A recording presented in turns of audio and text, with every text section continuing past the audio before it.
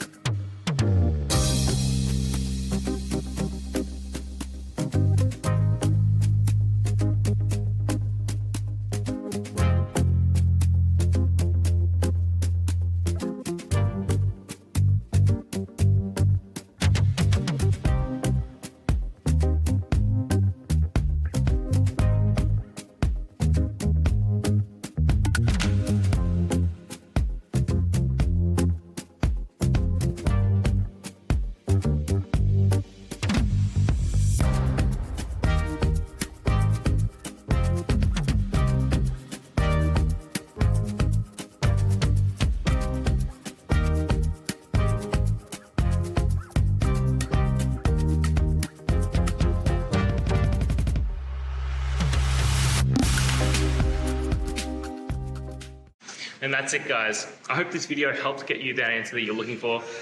Now, I'll see you next time. Please subscribe for more question and answer videos. And if you have any more, please shoot them through in the comments. Have a good one.